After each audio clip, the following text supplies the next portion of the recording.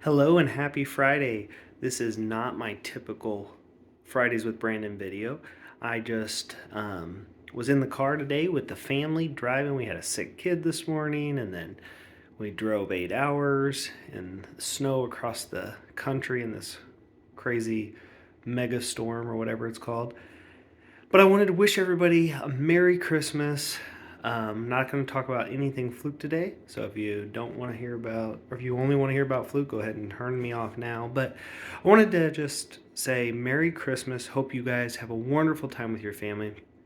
And also just encourage you to really reflect on what Christmas is all about. Obviously, there's sayings like Jesus is the reason for the season and things like that. But, the real truth is the reason for the season, the reason that Christ came, that Jesus came, was, you know, obviously you'll hear things like, oh, he saved our sins. But if we don't really acknowledge the fact of where our heart really is, we don't see a reason for Christmas. And I would just encourage you, if you've never really thought about that, think about it. Think about your heart. Think about, are you good enough? Have you kept rules good enough? I try to impress people and do good enough things all the time, but I can't even live up to human standards, let alone a holy God that is perfect. And I think without looking at our hearts and seeing what that really looks like, then our hearts do have this missing thing that we can never be good enough.